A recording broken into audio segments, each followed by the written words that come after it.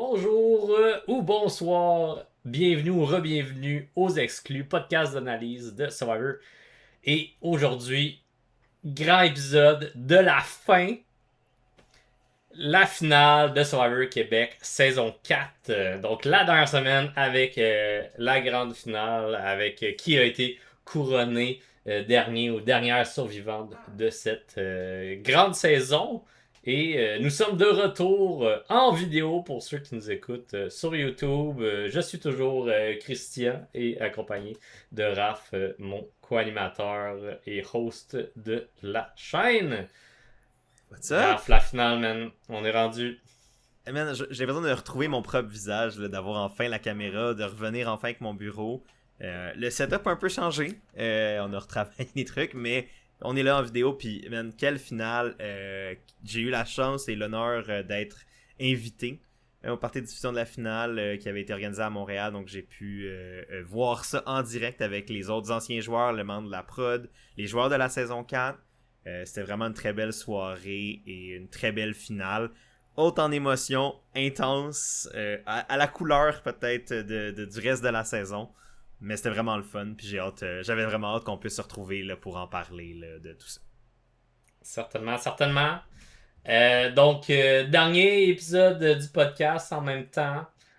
On va passer sur tout ça et parler de qui a gagné et quelle décision s'est rendue jusque-là, hein, qui a voté pour qui, les questions, tout ça. On va rentrer en détail comme d'habitude. Mais si vous n'avez pas vu la finale et vous savez pas encore qui a gagné, vous êtes vraiment bon pour éviter Oui. les réseaux sociaux.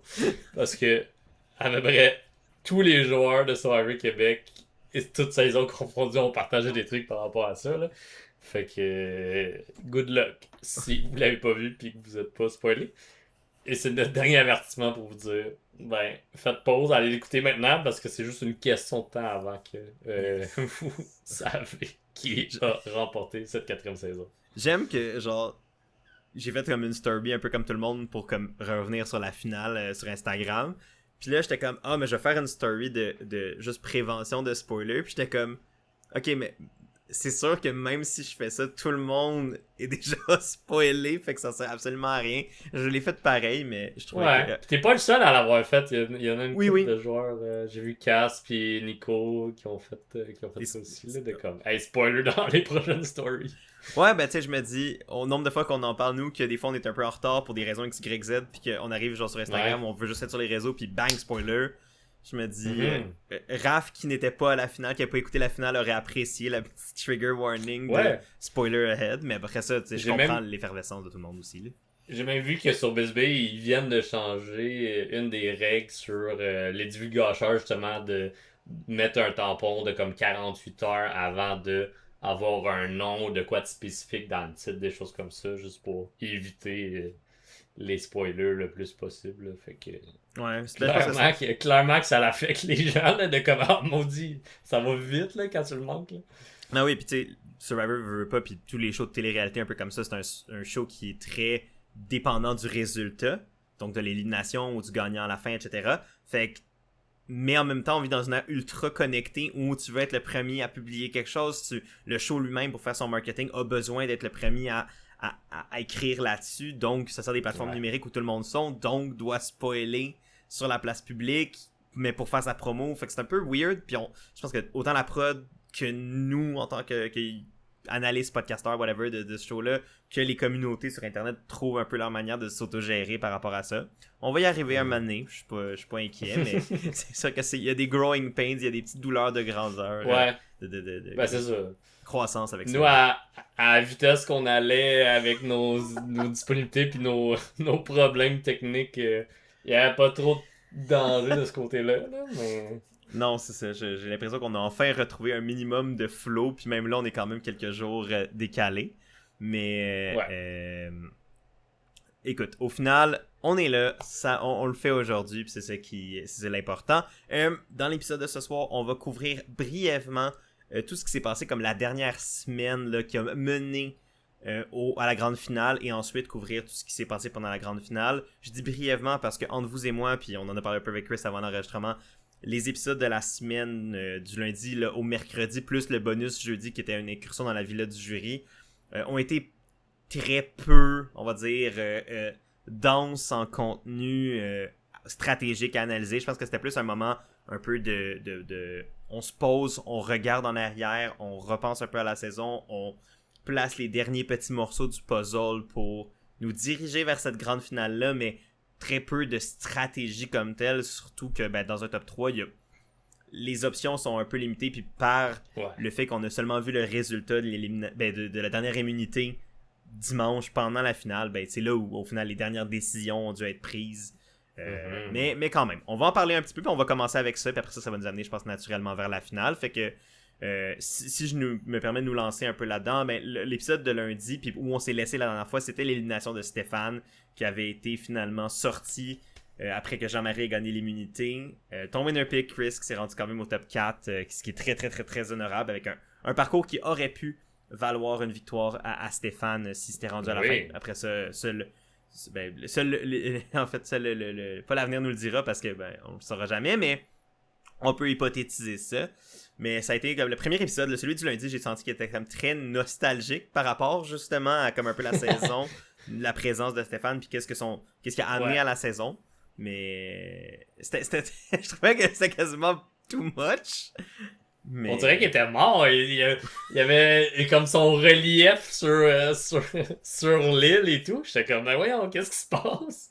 Ouais, c'était un peu intense. Après ça, je pense que ça témoigne à quel point Stéphane a été un personnage important pour cette saison-là, puis ce qu'il représentait autant pour les joueurs sur l'île que dans le show narrativement, puis stratégiquement, etc.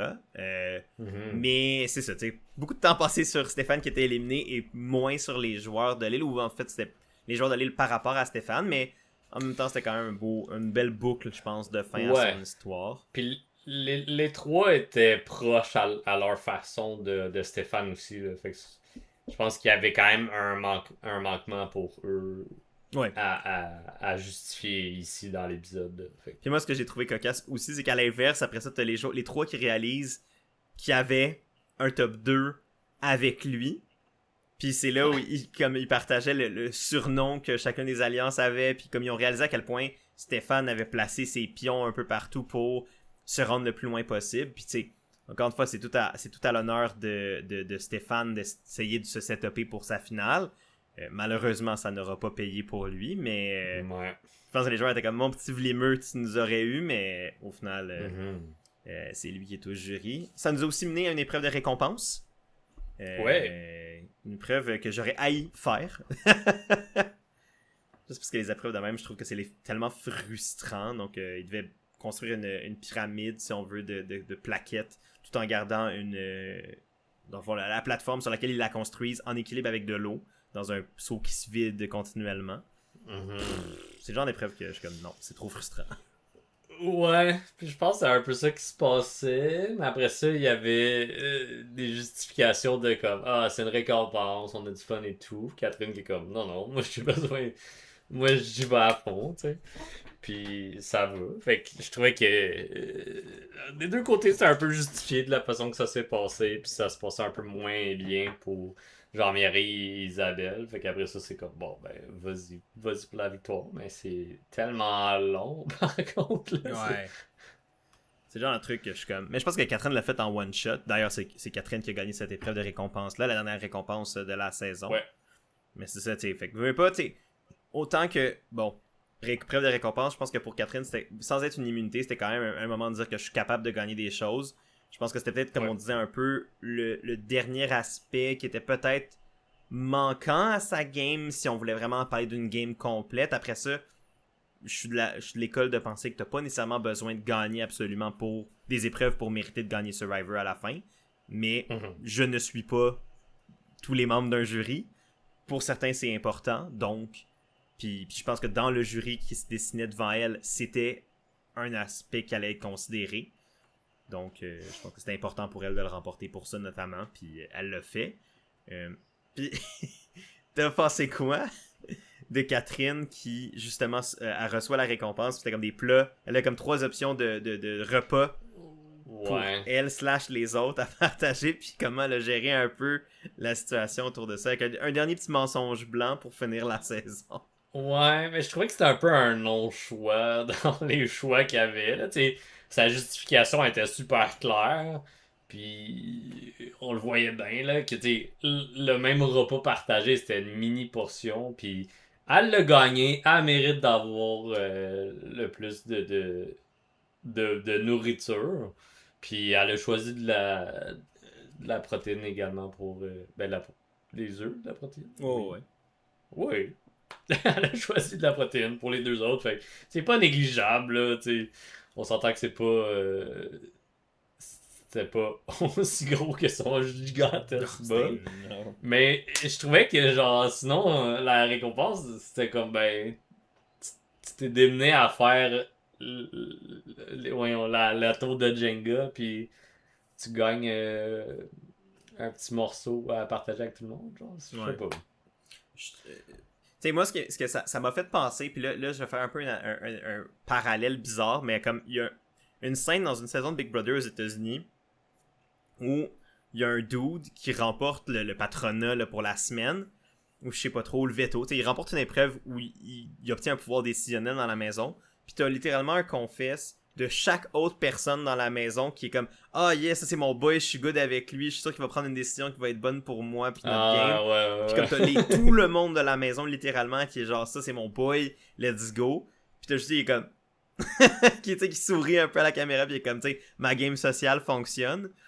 Puis ça m'a fait vraiment penser à ça quand j'ai vu justement les deux autres, donc Jean-Marie et Isabelle, parler de Catherine est tellement genre c'est tellement c'est tellement Catherine de penser à elle puis de penser à nous puis nous ramener un peu de protéines avec un œuf puis tout ça au lieu de se priver du gâteau, etc.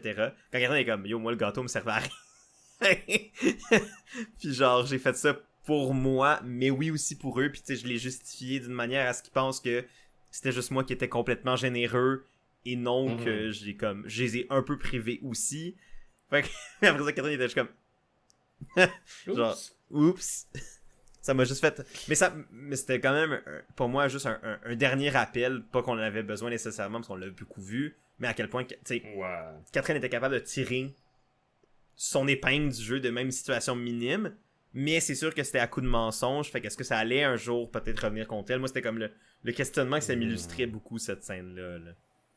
Yeah.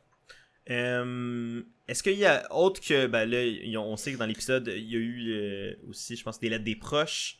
Bon ça autant que c'était un beau moment, je pense pas qu'il y a tant de choses à se disséquer là-dessus.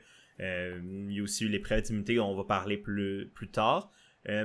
On va aussi parler de l'épisode de jeudi, mais avant ça, y avait-tu des autres trucs dans la semaine? Je sais que c'est un petit peu loin, mais y avait-tu d'autres trucs que toi tu voulais aborder ou qui t'avaient marqué?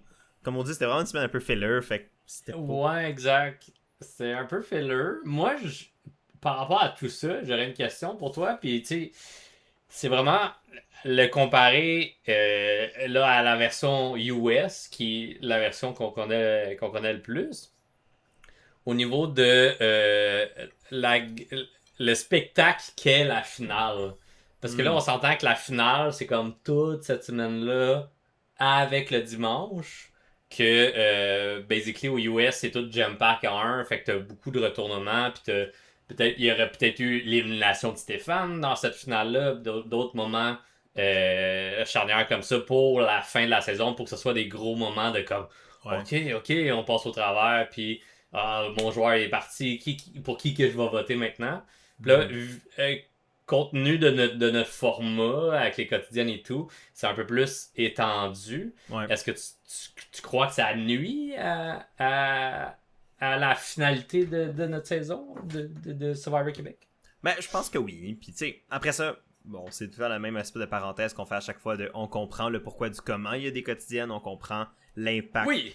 Tu sais, on comprend que pour qu'on ait ce show-là au Québec, je pense que c'est un necessary evil, un mal nécessaire que oui, ça peut avoir un impact des fois négatif sur l'expérience de visionnement, mais en même temps, si ça permet que le show existe, point, je suis prêt c'est un sacrifice que je suis prêt à faire. Par contre, la réponse est quand même oui. Est-ce que ça nuit un peu à l'expérience de visionnement? Est-ce que ça fait que la finale est peut-être moins grandiose qu'elle pourrait l'être? Je pense que oui. Euh, Par contre, c'est sûr que, j'allais dire, ça nous évite le piège de certaines finales au US que je trouve qu'il y a des longueurs. T'sais, le dimanche, il y a moins de longueur, mais il y en a comme toutes les quotidiennes un peu avant. Fait que c'est comme... Oui, c'est comme... Oui, d'un bord, ça aide au rythme pour le dimanche même, mais ça fait qu'on a comme une semaine avant qui... On l'a dit, là, qui tournait un peu en rond par moment. Il y avait des beaux moments, il y a des moments de fun, mais est-ce que... Surtout pour un podcast d'analyse pour nous, puis je pense que c'est l'aspect du jeu puis du show que nous, on va le plus chercher. C'est sûr que ça devient un peu... ça avance moins vite.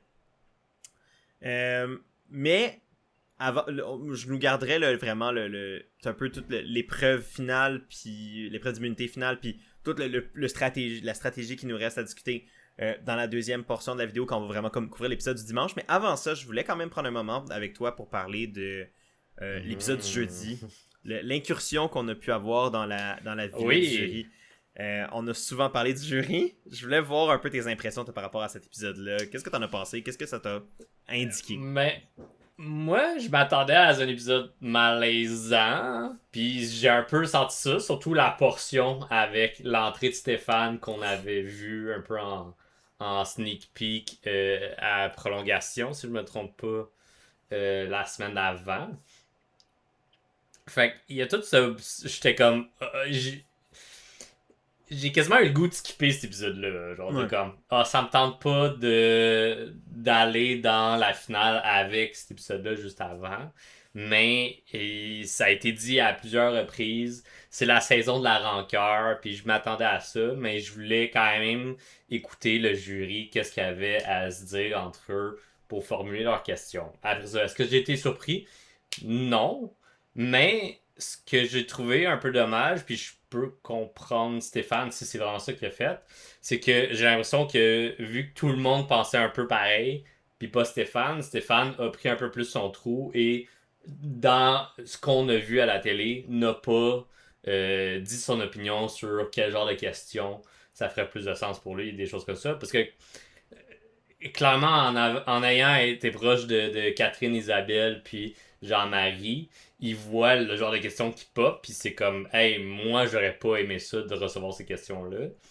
Mais après ça, c'est ça, il y a toute la relation de, ben, tu viens de sortir, eux autres, ils sont encore à chaud avec toi, il y a un malaise, il y a un froid, fait que c'est comme, bon, je vais passer à ma question, je vais les laisser faire leur truc, puis ça va. Ben, c'est intéressant parce que ça montre que même dans le jury, la game est pas totalement finie. Ouais. la game est dans le sens que t'as plus de chance de remporter, mais évidemment, quand t'es au jury, t'as quand même un impact sur le jeu par le fait que tu poses une question à la fin, c'est toi qui fais le vote final. Mais tu vois que les dynamiques sociales qui, on va dire, découlent de la saison du jeu comme tel, impactent les dynamiques une fois rendu au jury, puis les interactions entre les gens. Puis moi, oui, évidemment, la poussière du jeu retombe, puis les frustrations, les personnages que le monde se donne tombent un peu, mais il y a quand même des fois des aspects qui ressortent, puis des impacts de ça qui ressortent. T'as trouvé comment, toi, la scène où on a vu justement un peu tout le jury autour de la piscine, puis réfléchir et rédiger leurs questions, puis passer un peu à leur questionnement? Moi, j'ai vu Caroline, leaders de cette rancœur à fond, puis mettre un peu, pas nécessairement les idées dans la tête des autres, mais comme les mots dans la tête des autres, puis tout le monde était comme, ok, on y va avec ça, on y va avec ça. Après ça, il y a tout le temps le moment, on pense être une nouvelle façon de faire le jury et tout, on veut rechanger tout ça. Je suis comme, oui, on n'a jamais vu ça. Mais bon, c'est juste par histoire de Survivor en entier, là, ça fait drôle de revenir à une saison que ça fait quand même longtemps là, qu'on a vu du monde amer face à qui sera à la fin, de la façon qu'ils ont été sortis, des choses comme ça. Après ça fait partie de la game. C'est ce que je disais un peu avec des collègues et des amis quand ils étaient comme « Ah, j'ai pas tant aimé cette semaine à Survivor, ça commence à être lourd un peu. » Puis je suis comme « Hey, dans toute l'histoire de Survivor Québec, c'est sûr qu'il va en avoir. C'est sûr qu'il va y avoir du monde un peu plus froissé. Oui, il y en a plus dans cette saison-ci en même temps. C'est sûr que ça l'aide pas à diminuer ça. T'as Caroline qui se fait sortir est pas contente. Après ça, t'as Rémi qui se fait sortir, il est pas content. Maria qui se fait sortir, elle est pas contente. Fait qu'ils ils se craignent un peu continuellement entre eux. Fait que c'est sûr que ça réouvre les blessures qu'ils sont en train de penser dans les derniers jours, entre les éliminations et les conseils qu'ils vont voir. Fait que, tu sais, est-ce que je leur en veux? Pas vraiment. Est-ce que j'ai eu du plaisir? Pas autant que d'autres, mais je pense que ça fait partie de l'histoire Survivor, puis c'est pour ça que c'est autant difficile être jury et la gestion du jury, parce que, justement, on leur demande d'être impartial, mais on leur demande de juger les autres aussi de la façon qu'ils ont été traités dans le jeu, des choses comme ça. Fait que c'est comme une impartialité absolue qui n'existe pas. Là, Ouais. de dire comme ah oui, cette personne-là a la meilleure game. C'est comme non, moi, cette personne-là m'a vraiment fait chier. Puis je reconnais qu'elle a fait des bons moves. Mais tant qu'elle s'excuse pas, autant qu'elle dit pas ce que je veux entendre, puis peut-être qu'elle va jamais pouvoir dire ce que je veux entendre. Ça fait partie du jeu. C'est pour ça que c'est autant difficile. Puis, tu sais, malheureusement, il y a des joueurs, des joueuses qui ont écopé de ça cette saison-ci. Puis, il y a du monde qui vont pas être amis. Puis, c'est pas ça le Survivor. C'est pas, hey, on va sortir de là, tout le monde va être amis. On va se voir à chaque semaine, à chaque mois, à chaque année. Tu sais, il y en a qui vont être moins présents. Il y en a qui vont être plus proches en petites clics. Ça fait partie de ça. Ouais. Fait que, pour revenir à ta question, j'ai pas full trippé. Après ça, j'étais comme, bon, toujours intéressant de voir comment ça fonctionne, mais un peu déçu que ça s'en allait vers ça. Ouais. Non, mais t'as tout à fait raison. Tu l'as vraiment super bien expliqué. Moi en plus en plus de tout ce que t'as mentionné, moi, ma crainte en ressortant de l'épisode de jeudi, c'était est-ce qu'on va arriver dans une finale puis dans un jury final avec un jury qui a pris sa décision d'avance. Les questions semblaient, oui, pour tester les joueurs qui allaient se retrouver dans le top 2, mais on dirait quasiment juste pour leur remettre leur game en face à la lumière d'une décision, d'une réflexion par rapport aux games qui ont été joués, déjà effectués et déjà conclus. Puis moi, c'était ma crainte. L'espèce de comme paradoxe d'impartialité dans un jeu où t'as joué et tu t'es fait jouer est super intéressant, mais ça amène à ce que ben oui, c'est ça, c'est comme tu dis, c'est vraiment un paradoxe, c'est une impartialité qui est quasiment impossible à aller chercher à 100%, mais tu veux pas non plus que les décisions soient prises d'avance, mais en même temps tu peux pas leur empêcher de se sentir comment ils se sentent. Ça leur appartient, puis nous on n'a pas été sur les îles, on n'a pas non plus vécu ce qu'ils ont vécu, on n'a pas, il y a plein de, on s'entend qu'on voit 20 minutes, on le sait, on en parle souvent on voit 20 minutes à 1 heure d'une journée qui en dure 24 heures. Fait qu'il y en a tellement des affaires qui ont été dites, faites et vécues que nous, on n'a pas et on n'aura jamais accès. Fait que ça rend ça encore plus complexe pour nous en tant que public d'essayer de saisir toutes les subtilités de ça. Mais ma crainte, moi, c'était vraiment ça. Que la conclusion était déjà faite, que la décision était déjà rendue et qu'il n'allait pas avoir d'écoute rendue au conseil de tribu final, de 1. Et de 2, que on voit des fois certains jurys qui aiment choisir d'avance ensemble qui allait mériter de gagner la saison. Qui était leur gagnant au jury, comme si le jury devenait une seule personne. Puis ce que moi j'aime, puis évidemment j'ai jamais fait partie d'un jury, fait que je sais pas comment me sentir par rapport à ça. Peut-être que si j'étais dans un jury, j'aurais eu une réflexion différente par rapport à ça, mais c'est pas une expérience que j'ai eu dans mon parcours Survivor.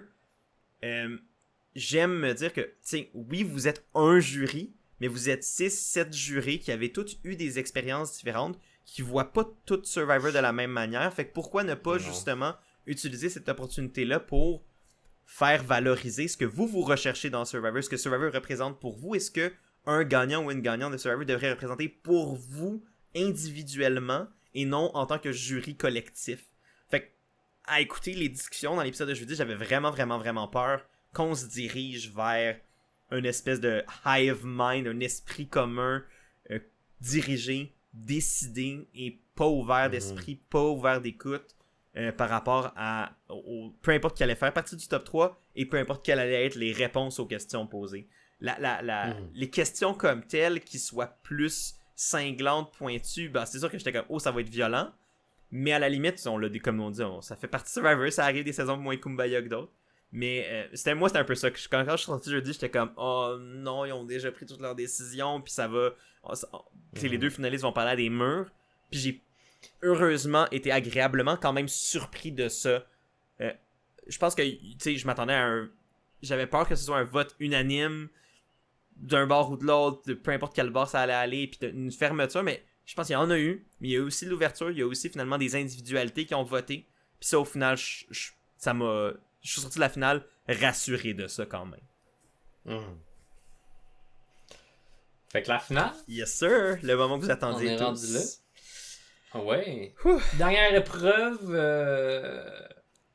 Veux-tu dire comment ça s'est conclu cette épreuve? Yes, donc qu'est-ce que ça l'a mené? Ouais, une épreuve que je trouvais quand même cool. Tu sais, j'aimais le fait que l'épreuve finale touche un peu à tous les aspects d'une épreuve de Survivor, si on veut. La première partie plus aquatique, on ne veut pas que Survivor dans le contexte, tu serais sur une plage, dans une île déserte, whatever. Il y a souvent une partie aquatique aux épreuves, fait que ça était touché dans un point. On a une partie puzzle avec le slide puzzle qui devait résoudre, et ensuite une partie plus finesse, agilité avec l'espèce de parcours qu'ils devaient construire avec les balles qu'ils devaient lancer sur une espèce de pont qu'ils construisaient eux-mêmes avec des tuiles.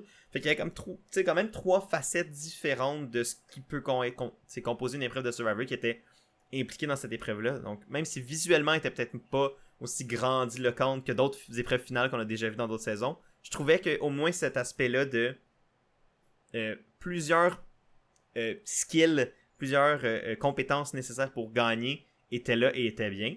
Mais la finalité de tout ça, et qui était probablement le scénario le plus pas improbable, mais le plus chaotique, j'ai l'impression, c'était qu'Isabelle gagne, et c'est ce qui s'est passé. Isabelle qui remporte son premier collier d'immunité de la saison au moment le plus important pour se garantir sa place en finale, et Isabelle, suite à sa victoire, qui s'écroule au sol,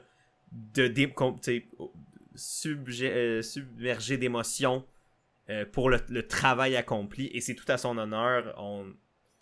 Je pense que Isabelle a mangé son lot de commentaires désobligeants par les joueurs, par le public dans cette saison-là. On peut penser ce qu'on veut de son jeu, puis j'ai des opinions sur son jeu, mais pour elle, pour l'humaine, pour le moment que ça représentait pour elle, sa famille, ses proches, c'était un beau moment, puis tout le monde dans le public, là, à la finale, célébrait pour elle, puis ce moment-là qui était si puissant pour elle, puis ça, c'était vraiment beau à voir.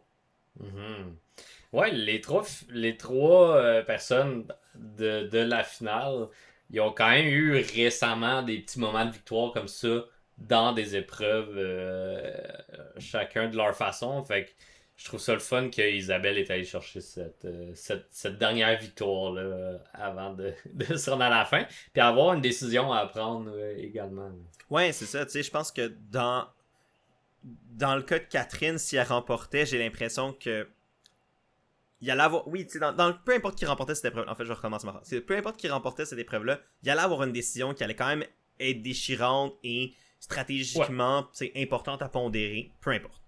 Mais la raison pourquoi je trouve que celui d'Isabelle puis sa victoire est peut-être le scénario le plus divertissant qu'on aurait pu avoir des trois, c'est que, pour moi, ça représentait un peu vraiment l'aspect de réflexion typique de est-ce que j'amène une personne avec qui j'ai vraiment joué et j'affectionne mais qui pourrait me battre, ou est-ce que j'amène une personne avec qui j'ai moins joué mais je connais moins son jeu mais je pense que je pourrais peut-être plus le battre mais en même temps je suis pas certain. Tu sais, l'espèce d'inconnu versus le connu mais le difficile mais le peut-être facile mais inconnu.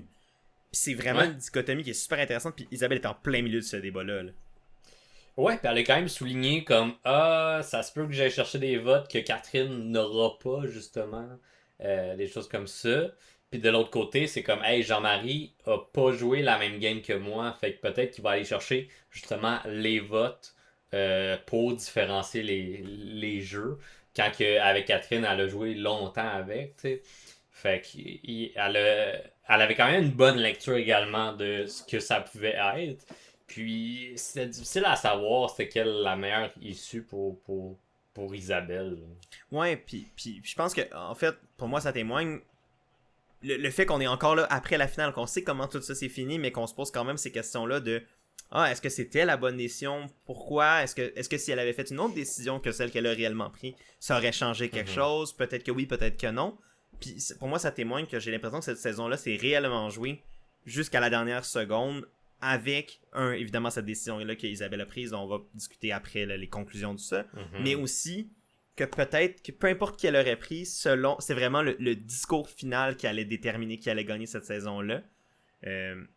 Fait que pour moi, je trouve que c'est super fascinant. Puis je pense que je parlais de ça avec un membre de l'équipe de la production sur place là-bas. Puis je disais, c'est tellement le fun de revoir un top 3 classique avec un top 2 final. Un top 3 qui mène vers un top 2 final, le classique historique de Survivor.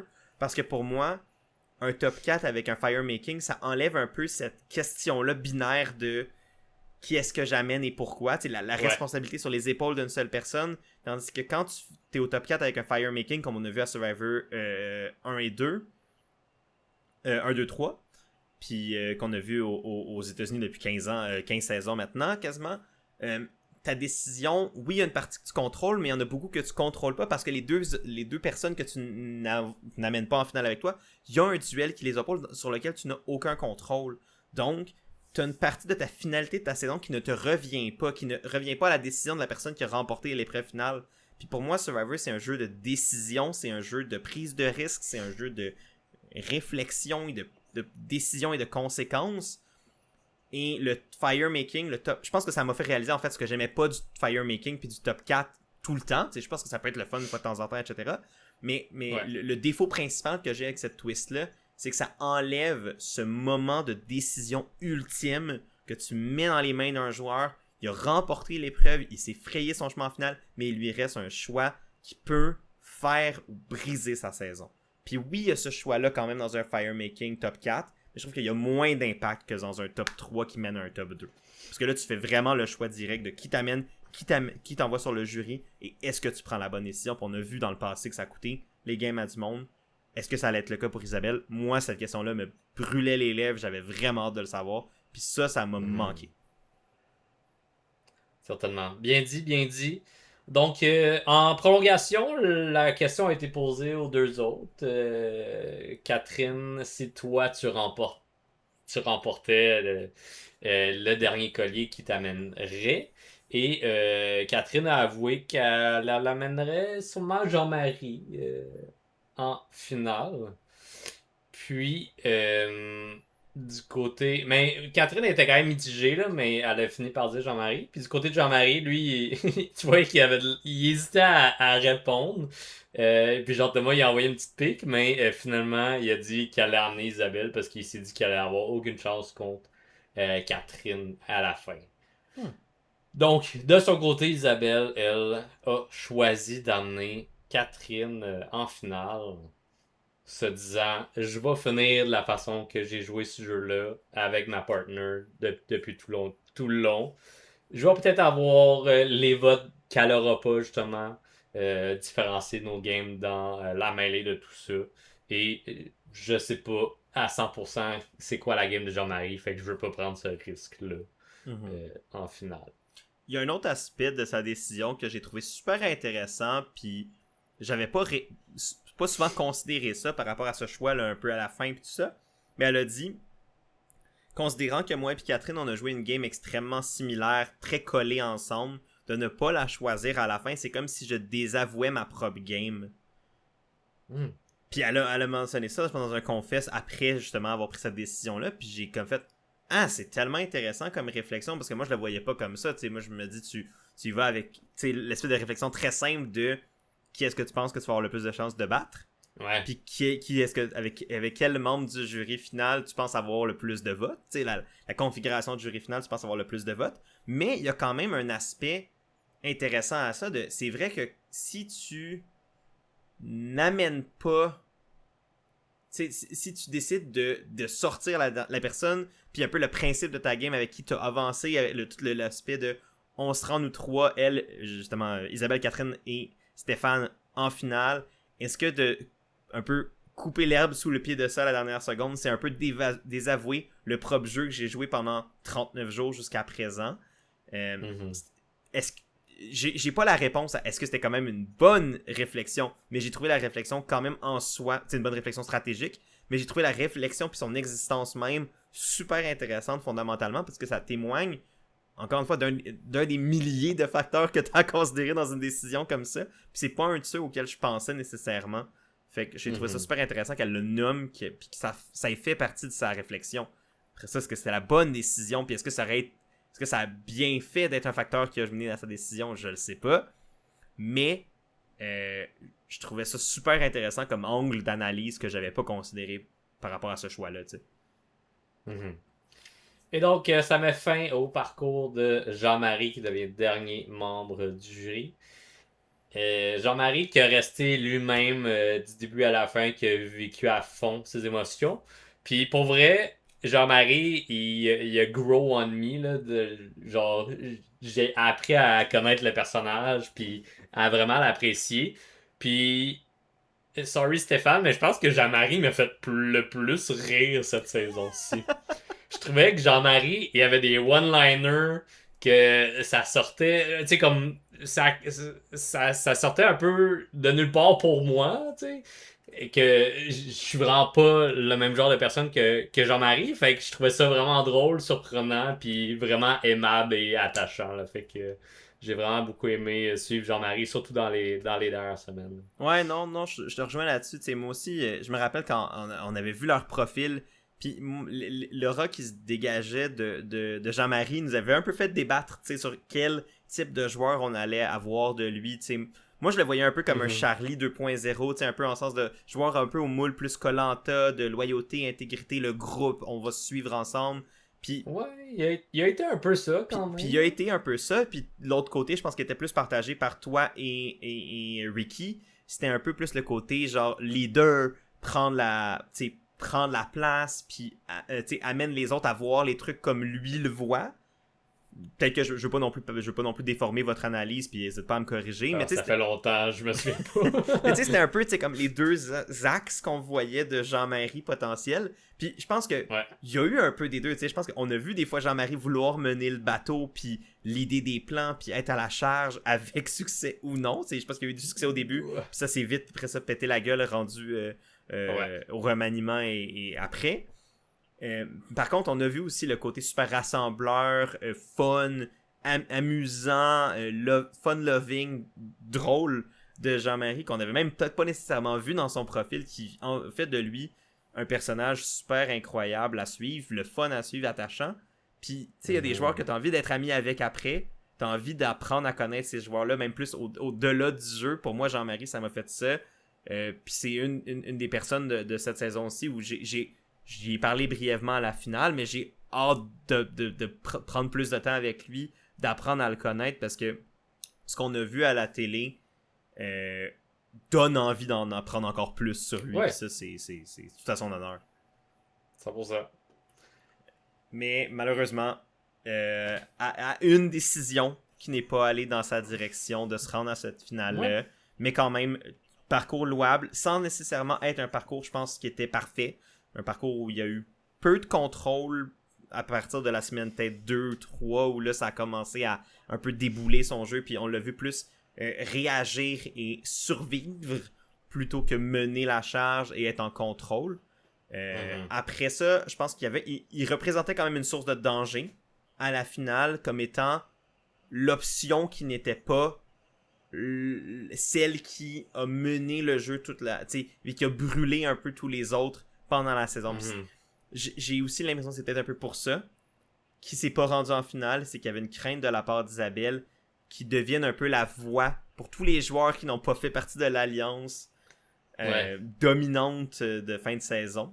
Puis pour conclure avec Jean-Marie, en prolongation, Jean-Thomas lui a posé une question que je trouvais vraiment intéressante, que c'était dans dans les discussions que tu as eues avec Isabelle pour te rendre justement, la convaincre à t'amener en finale, des choses comme ça. Puis il posait la question de comme ah, tu voulais pas plus te battre ou des choses comme ça. Puis Jean-Marie était vraiment comme non, c'était pas comme ça que j'ai joué toute la game. Fait que j'étais déjà fier de ma saison. J'étais déjà fier de comment j'ai joué. Puis j'allais pas changer ça pour la convaincre. Puis descendre Catherine ou peu importe. Fait que il a vraiment joué comme il voulait du début à la fin. Ça a été plus rough à un certain moment, mais il s'est adapté. Puis ça l'a rendu quand même loin dans sa saison. Fait que Ouais, props à Jean-Marie. 100%. Puis tu sais, c'est un point que les deux, autant Antoine, Jean-Marie que Catherine ont mentionné que la stratégie forte d'essayer de pousser comme des malades pour convaincre Isabelle semblait pas être le bon fit pour Isabelle. Tu veux pas, faut tout le temps. Oui, il y a peut-être un modèle de pitch classique que tu te dis, ok, ben si tu veux te rendre en finale, faut que tu dises telle affaire, faut peut-être que tu réduises la game de l'autre, etc. Mais ça se peut que la personne à qui tu fais ce pitch-là ne soit pas réceptive à cette manière de jouer. Puis en effet, je pense que les deux avaient un peu raison dans leur manière d'analyser Isabelle, puis son type de communication, son type de jeu, puis ce à quoi elle est réceptive. En effet, j'ai pas l'impression que les gros arguments poussés fort, qui justement quasiment pour rabaisser quasiment les autres pour se remonter soi, fonctionnent avec elle. Fait que je peux comprendre également Jean-Marie dans son approche plus. Autant que il y a une partie de moi qui dit peut-être qu'il manquait juste un ou deux arguments qui auraient pu sortir, qui auraient pu l'amener en finale. Je peux aussi comprendre qu'il y a une certaine retenue qui était nécessaire pour peut-être que ça fonctionne avec Isabelle. Puis tu sais, je doute pas que Jean-Marie lui a quand même un peu vendu sa salade, a quand même mentionné pourquoi il pourrait avoir un intérêt pour elle de l'amener lui, mais ça n'a pas marché. Et donc, notre top 2 qui est con. Notre top 2, Catherine et Isabelle. Comme on l'avait tous prédit en début de saison. Ben oui. Qui brise un record en Amérique du Nord, si je me trompe pas. D'être une finale à deux femmes âgées de plus de 45 ans. C'est malade. C'est vraiment hot. Crazy. C'est fou qu'après 25 ans de Survivor en Amérique du Nord, là, j'y vais vraiment avec les deux franchises que je connais le plus, évidemment. Ouais. Qu'on soit encore à une étape où on peut battre des records de même, où on peut encore écrire des pages d'histoire de ce que ce show-là peut amener comme moment, comme nouvelles opportunités pour les joueurs qui y jouent. C'est aussi, à mon sens, un drame que ça ait pris 26 ans avant que ça arrive. Mais puis il y a des aspects à ça que j'ai hâte qu'on puisse parler un peu plus tard dans l'épisode de ce soir, mais ça reste pour moi un moment super le fun, un truc dont je pense qu'on peut être fier au Québec que notre version ait produit ça. Après ça, évidemment, il y a une partie de moi qui se dit, tu sais, Survivor est le produit de qui il joue, puis il arrivera ce qui arrivera, puis tu sais, au final, autant que je suis excessivement content que ça se soit produit, ça aurait été autre chose, puis j'aurais pas déploré nécessairement que ça soit pas arrivé le scénario qu'on a, mais je suis vraiment content qu'il soit là. Ces deux femmes qui se sont battues cette saison-ci pour se rendre à ces deux places finales-là. Puis j'étais extrêmement content pour elles qu'elles se soient rendues là. Ouais. Puis peu importe qui gagnait entre les deux, battait le record de US de la femme la plus âgée qui a remporté, qui était Denise, qui a gagné à l'âge de 41 ans. Ouais, c'est fou. Fait comme moi, Isabelle qui avait 46, puis Catherine qui a 52. Ouais, 52. Ouais, elle dit dans l'épisode un moment donné qu'elle a 52 ans. Mais tu sais, c'est fou. Puis le pire, ce qui me sidère là-dedans, c'est que je me rappelais. Tu sais, je savais que c'était Denise la plus vieille qui l'avait remporté aux États-Unis.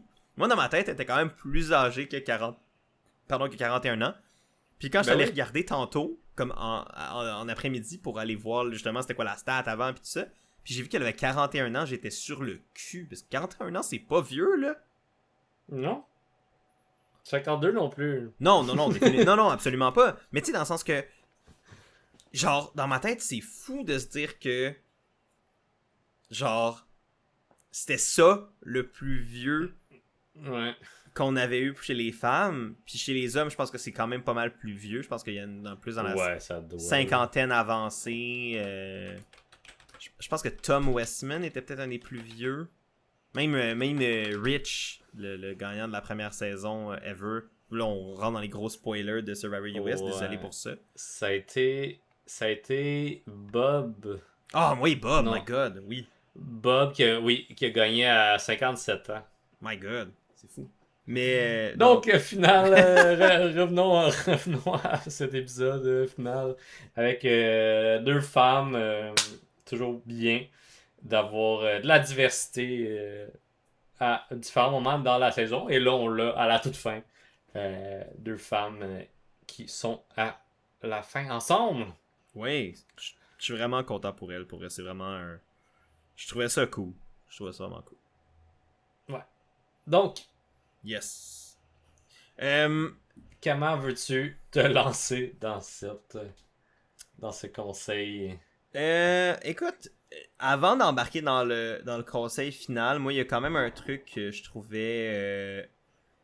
trouvais intéressant à mentionner aussi. C'était ben, un peu par rapport à ce qu'on parlait, par rapport au fait que c'est une finale historique au niveau d'âge. J'ai trouvé vraiment cool les derniers moments que les deux ont passé ensemble sur l'île. Tu sais, autant on a vu la fameuse scène du miroir qu'on a vu dans les précédentes saisons où les joueurs se voient pour la première fois depuis 40 jours. Ça a amené une belle discussion par rapport à une perception de soi, un manque de confiance perçu par Catherine par rapport à sa propre vie en général. Tu sais, je trouve que c'est des belles conversations. Puis pour moi, Survivor, si ça peut devenir également un show qui permet de changer, oui, comment les gens là-bas se voient, se perçoivent, font des changements sur leur vie, les joueurs sur place.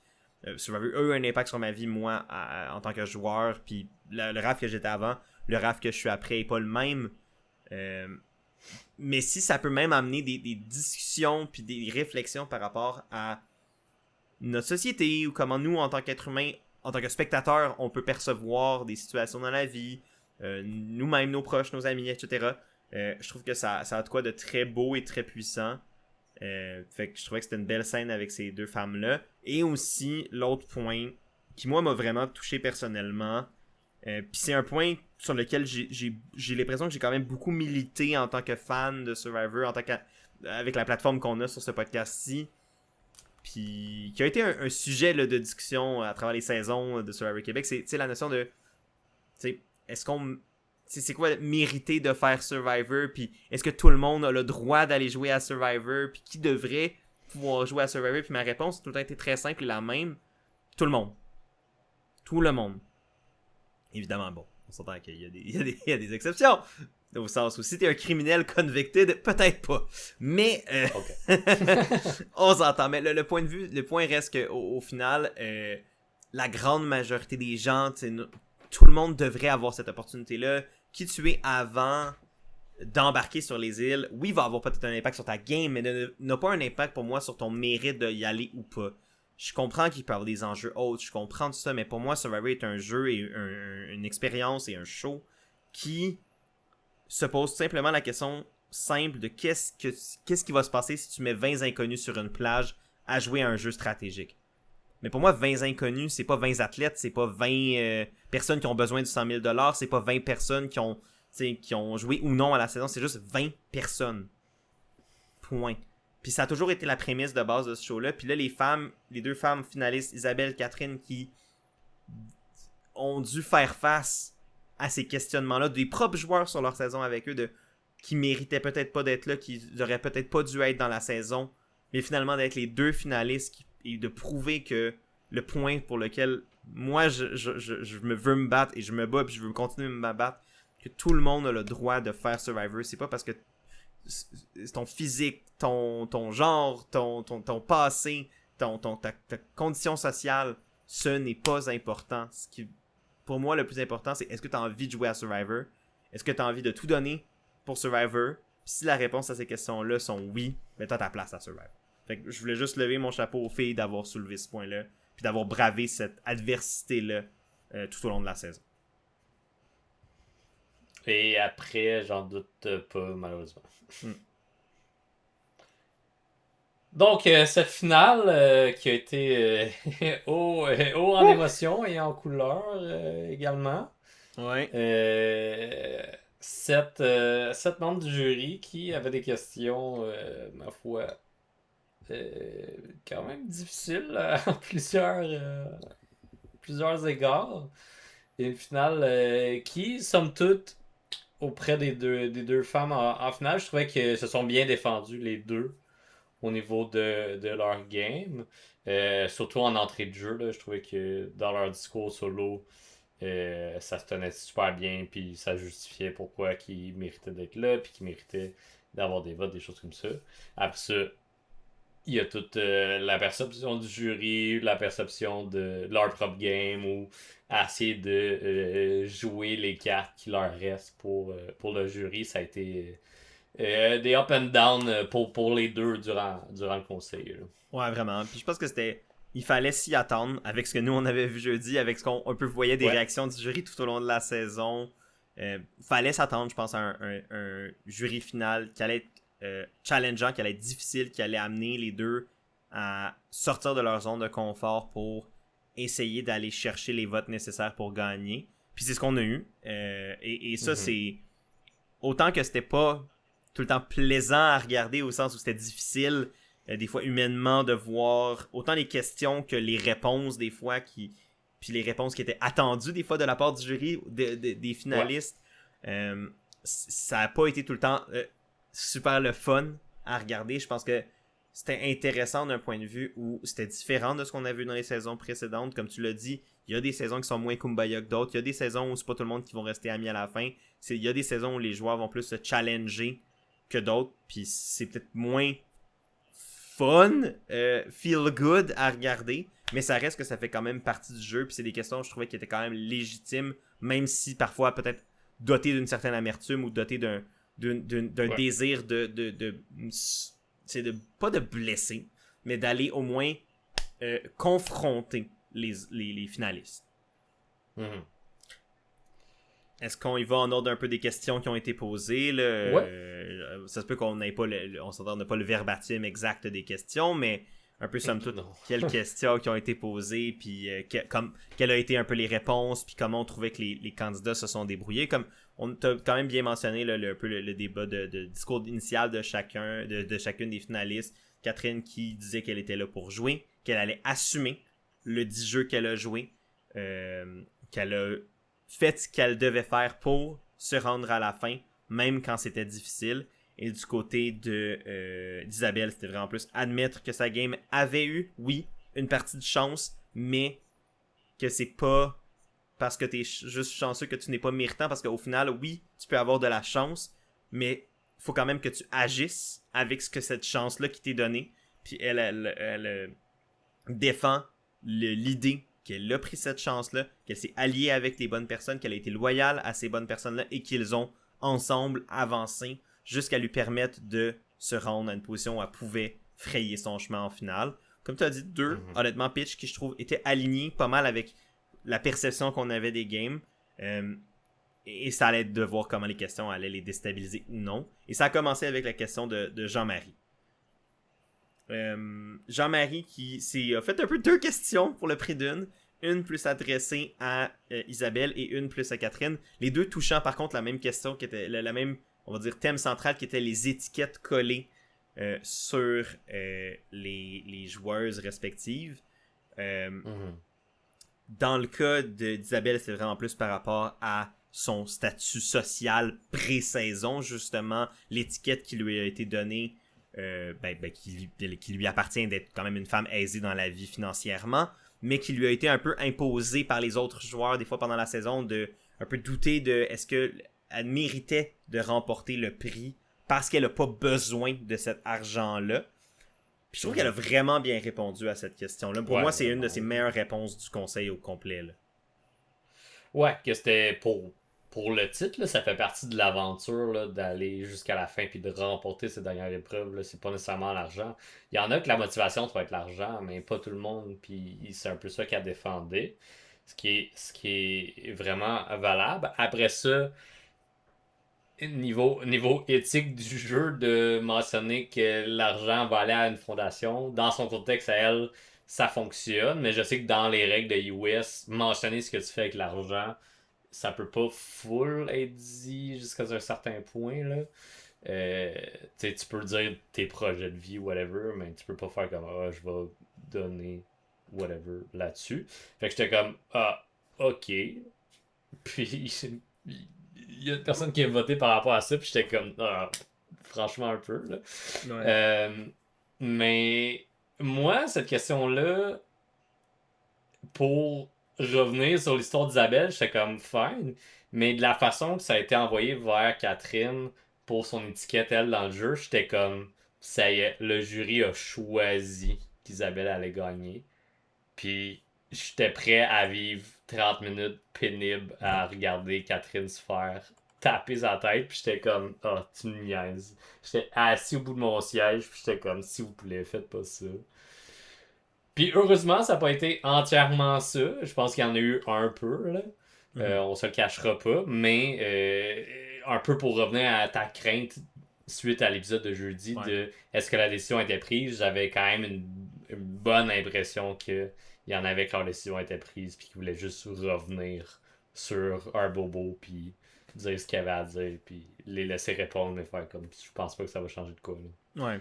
Puis, tu sais, dans le fond, la question qui était, elle, par rapport de Jean-Marie à Catherine, qui était par rapport à l'étiquette, elle, qui était elle est passée de joueuse à joueuse, considérant qu'elle avait 17 jours d'expérience dans sa saison précédente. Puis, Jean-Marie qui demandait donc au nom du jury, est-ce qu'il n'y avait pas une injustice dans sa présence, elle, dans le jeu, ou dans cette expérience-là qu'elle avait par rapport aux autres. Puis la réponse de Catherine, qui a été quand même, encore une fois, je pense, très fair par rapport à tout ça, de dire, ben, est-ce que c'était juste que je ne puisse pas finir ma saison? La réponse est fort probablement non. Puis dans son cœur à elle, la réponse était non. Donc, l'injustice n'est pas tant pour elle qu'elle soit là, mais plutôt qu'elle n'ait pas pu compléter son aventure comme elle aurait dû normalement, comme tous les joueurs devraient, donc soit par élimination ou par une victoire à la fin. Puis ensuite que, ben, au final, c'est cette étiquette-là, puis tout ça, ben, en fait, la décision qu'elle a prise de revenir jouer au jeu était une décision qui allait de soi pour tout fan de Survivor. Puis je pense que ça a été pour moi le premier comme thème marqué. Puis la première fois qu'elle a marqué pour moi le thème qui a été central à tout son speech final, qui était c'est une fan de Survivor. Elle a joué sa game et son pitch qu'elle faisait aux joueurs, c'était d'une fan de Survivor à elle l'espérait d'autres. Comment, si les autres joueurs sur le jury étaient fans de Survivor, comment ils devraient penser ou quelle serait la philosophie un peu adoptée par rapport à tout ça. Je m'exprime un peu mal, mais le point c'est de dire que selon elle, c'était comme ben, si vous êtes des fans comme moi de Survivor, puis que vous aviez cette opportunité-là de revoir cette deuxième chance-là, qui vous a peut-être qui vous a été injustement enlevée lors de votre première opportunité, est-ce que vous auriez dit oui? Je pense que tout le monde aurait répondu oui. Fait que tu sais, je trouvais que sa réponse était fair. Puis il y a quelqu'un avec qui je parlais dimanche, puis je sais pas qui. Fait que je pourrais pas malheureusement la créditer. Mais on discutait un peu des réponses au jury, puis blablabla, puis tout ça. Puis la personne, concernant le point de cette question-là, a dit, moi, si j'étais Catherine, j'aurais juste dit, ben, j'avais 17 jours d'avance sur vous peut-être, mais vous en aviez quand même 39 pour m'éliminer. J'étais comme... Fair enough. J'étais comme ça aurait été plus cinglant puis ça aurait peut-être pas passé au conseil mettons, mais je trouvais que c'était quand même bien dit au sens où c'est vrai qu'au final oui t'as beau avoir 17 jours d'expérience ou 17 jours de peut-être plus par rapport à pour comprendre certains aspects du jeu puis la réalité du show puisque je veux pas ça reste aussi un show tourné puis ça a un impact des fois sur comment tu l'expérimentes pour la première fois versus la deuxième fois, mais puis on est souvent meilleur la deuxième fois qu'on fait quelque chose que la première. Évidemment, on apprend des choses, on s'améliore, puis on revient un peu mieux préparé. Mais ça reste que le jeu comme tel met tout le monde sur le même pied d'égalité de tu peux être éliminé n'importe quand. Fait que si les autres joueurs avaient réellement peur de ces 17 jours-là comme un avantage, tout ce qu'il y avait à faire, c'est l'éliminer.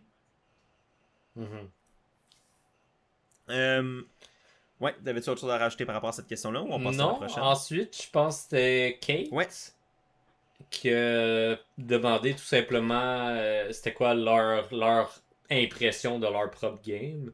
Qui est tout le temps le fun. Ça ressemble un peu à la question de Christian de Survivor 50. Genre, c'est quoi ton histoire? Un peu moins philosophique dans ce cas-ci, là. Ouais. Mais au niveau de leur impression de leur game. Fait que leur discours, tu sais, jusqu'à présent, suit un peu le même parcours. Puis je trouvais que c'était quand même serré à ce moment-ci. Que j'étais comme, les deux, ils se défendent bien. Puis ça va être le fun, les entendre répondre aux questions. avec anticipation de oh, les questions vont être de plus en plus difficiles. Ouais. Mais J'étais un peu moins. J'essaie de me rappeler exactement. Je pense que j'étais un peu moins fan de la réponse d'Isabelle à cette question-là, où j'ai l'impression que ça a été beaucoup de. Où là, j'ai l'impression dans cette réponse-là, malheureusement, elle dédouanait un peu son jeu. Où j'ai l'impression que c'était beaucoup du on. À cette question-là, où c'était comme un peu c'est quoi ton histoire à toi. Puis elle, son histoire, c'était beaucoup de. Bah oui, évidemment, autre que ses éliminations, puis un peu son combat contre l'adversité, qui a marqué pas mal de sa saison. Mais quand ça venait à plus aborder un moment stratégique, dans cette réponse-là, je trouvais que c'était beaucoup de. Soit du on, donc le stratégique était par le on, mais tout ce qui était plus elle, son histoire, c'était plus c'est justement son combat contre l'adversité, comment elle a eu à s'adapter dans le jeu, ce qui est très bien, mais ça. Je pense que c'était une question qui demandait du jeu stratégique, puis elle a ouais. répondu du on stratégique, puis ça l'a. Je pense, moi, c'est là où j'ai comme fait, oh, là, je pense que Catherine a pris, mais en termes de, pas nécessairement pris l'avance, mais c'est une question où je pense que Catherine a mieux étalé sa game euh, que, euh, qu'Isabelle à ce moment-là. Mhm. Catherine, de son côté, elle parlait vraiment du fait qu'elle a mené les votes, elle a été vraiment non seulement la tête pensante de beaucoup des plans qui ont été organisés par le trio, mais l'exécutante de ça. Donc, celle qui allait voir les pièces nécessaires, les joueurs nécessaires pour mettre ces coups-là en place sur l'échiquier et ce que ça se produise, tout en ne prenant pas la chaleur de ces coups-là. Puis ça, c'est moi le point qui m'a le plus... que j'étais content qu'elle amène pour elle. Puis un qui a justement je pense, jouer en faveur de ce que le jury peut-être puisse changer d'idée, c'était qu'elle a mentionné justement qu'elle ne prenait pas la chaleur des coups et qu'elle laissait les autres le prendre à sa place, ce qui diminuait son niveau de menace. Puis au final, ce qui montrait à quel point, justement, elle jouait bien le tableau et pas juste profitait de se cacher derrière les nombres, menait ses coups et c'était comme tout était délibéré. Fait que là, j'ai fait, oh, là, tu nous montres que t'as pris le lead de ton jeu. Ce que malheureusement, je trouvais qu'Isabelle faisait moins. La question suivante, je crois que c'était ou c'était Rémi ou c'était Alex? Je pense que c'était Rémi. Euh, je sais pas. N'importe qui. Ben, peu importe. De toute façon, on va passer à travers toutes les questions. Là, donc, Ouais. il y avait celle. On va parler de celle de Rémi. Je pense qu'il y a quand même été une qui a été un petit peu plus controversée ou du moins qui a fait couler de l'encre. Ouais. Je vais dire la question puis je te laisse. Je veux entendre un peu ton opinion parce qu'on s'en est pas encore parlé vraiment. Rémi qui demande spécifiquement à Catherine quelle a été, ou en fait que le jury a perçu en Catherine une figure maternelle et que beaucoup d'entre eux s'étaient confiés à elle et avaient ouvert un peu des côtés de leur personnalité ou de leur histoire plus personnelle et que ensuite lorsqu'elle se retournait contre eux etc ça filait plus comme de la manipulation et qu'elle avait joué dans ces sensibilités là pour s'avancer dans le jeu. Évidemment, je paraphrase, puis j'ai peut-être un peu botché l'intention de la question de Rémi, puis c'est loin de là mon objectif, mais j'essaie d'y aller un peu de mémoire. Mais donc, est-ce que Catherine utilisait la manipulation et ces informations-là personnelles / sensibles que les gens lui partageaient dans sa stratégie volontairement? Puis je pense que ça a fessé dans le dash de Catherine d'entendre ça. Là. Ouais, ça l'a surpris, c'est sûr. D'un côté, je connais pas leur relation. Hein. Tu l'as dit tantôt, on voit 20 minutes à 60 minutes d'une journée de 24 heures qu'eux, ils vivent ensemble. Fait que je sais pas qu'est-ce qui a été dit, je sais pas qu'est-ce qui a été partagé. Après ça, regardant la game de Catherine en tant que fan de Survivor, clairement que de aller jouer sur du personnel comme ça, je pense pas que c'est dans ses cordes. Je pense pas que c'est dans ses valeurs. Je pense pas que c'est comme ça qu'elle veut jouer. Elle, c'est vraiment d'un point de vue stratégique. Après ça, je trouve ça un peu dommage que rapidement les femmes plus âgées soient mis dans le titre de mère. Parce que ils viennent pas ici pour être la mère de personne. Ils viennent ici pour jouer le jeu. Puis là, on dirait qu'ils lui reprochent d'avoir joué le jeu à la place d'être leur confidente, à la place d'être leur pilier, à la place d'être leur allié du début à la fin. Puis ça, je trouve que ça dépasse le jeu, puis que ça vient me déranger le plus au niveau de comme, hey, tu l'as perçu de même, mais elle est venue jouer au jeu, puis t'as juste été blessé parce qu'elle a joué différemment de ce que tu t'attendais. Vraiment. Moi, c'est vraiment de même que je l'ai senti. Puis Catherine, ça l'a surpris. Puis elle est comme, oh, si c'est ça, je vais repenser à tout ça. Tu sais, je vais réécouter l'émission. Puis je vais prendre du recul pour ça rejasera. Mais ça n'a jamais été mon intention. Puis je la crois à 100% là-dessus. Là. Non, moi aussi, tu sais, de ce que je connais de Catherine, évidemment, moi j'ai jamais été sur les îles avec Catherine. J'ai jamais joué à Survivor avec Catherine. Fait que, évidemment, il me manque une partie du puzzle dans ma connaissance de Catherine en tant que personne versus connaissance de Catherine en tant que joueuse que Rémi a peut-être un peu plus que moi ou que les autres joueurs dans la saison ont plus que moi. Et même ceux de la saison 3 là, ont plus que moi. Mais, de ce que je connais personnellement de Catherine, moi non plus, ça me semble vraiment pas proche, là, justement, manipuler dans le cadre d'un jeu, oui, ça peut être dans son style de jeu. Mais manipuler pour blesser, pour heurter ou utiliser des informations sensibles dans le but de jouer peut-être, mais faire du mal, vraiment pas. Mais t'as touché au point où j'espérais qu'on puisse se rendre dans ce podcast-ci, parce que pour moi, c'est un truc qui me fâche et et que je suis tellement content que ça ait pu être adressé autant là. Puis je pense que c'est un thème qui va revenir un peu dans cette analyse qu'on va pouvoir faire avec le temps puis le recul de cette saison-là, puis de la game de Catherine. La relation qu'on a par rapport aux figures maternelles dans ce jeu-là est vraiment malheureusement biaisée contre elle. Et c'est pas juste au Québec. C'est pas une problématique propre au Québec, c'est une problématique propre à Survivor, puis même aux jeux socio-stratégiques, Big Brother, des Trites, name it, là, une figure maternelle est tout le temps vue comme étant quelqu'un qui doit être objectivement bon, réconfortant, positif, mais ce qui est une bonne chose. Puis évidemment que une figure maternelle, c'est quelque chose que souvent on va aller chercher pour se rattacher dans un jeu où tu as tellement peu de repères. Par contre, tu l'as très bien dit, c'est pas à Catherine d'être la mère de personne, et c'est pas à Catherine de devoir subir les contre-coups de jouer le jeu en étant une figure maternelle dans sa vie réelle. Évidemment, on vient tous avec nos backgrounds, on vient tous avec, tu sais, je veux dire, Isabelle est entrée dans le jeu avec un peu les préjudices d'être une personne riche. Tout le monde est venu avec certains préjudices, puis certains préjudices sont plus positifs. T'es quelqu'un de plus athlétique, go fille, peu importe, mais tu vas avoir le préjudice positif de les gens vont vouloir peut-être te garder parce que tu peux les amener loin en épreuve, ou à l'inverse, ils vont peut-être vouloir t'éliminer parce que tu vas être une menace. T'sais. On vient tous avec nos backgrounds de vie, etc. Mais dans le cas des figures maternelles, ce qui me frustre, c'est que ce que ce préjudice-là leur impose, c'est de ne pas avoir le droit de jouer le jeu, comme tu l'as très bien dit. Mm-hmm. Puis ça, je trouve ça pas fair, puis je suis content que Catherine ait pu... Ben, elle s'est défendue comme elle a pu à cette question-là, puis à la limite, je ne blâme pas Rémi d'avoir posé une telle question, parce que c'est quand même une question qui, je pense, a le mérite d'être posée dans le cadre d'un jeu où tu veux comprendre comment l'autre a joué. Est-ce que ça a été bien dit? Est-ce que ça aurait pu être mis différemment? Est-ce que ça aurait pu ne pas témoigner de ce maudit biais-là que les femmes qu'il y a contre les figures maternelles? Puis je suis certain que Rémi n'est pas mal intentionné par rapport à cette question-là non plus.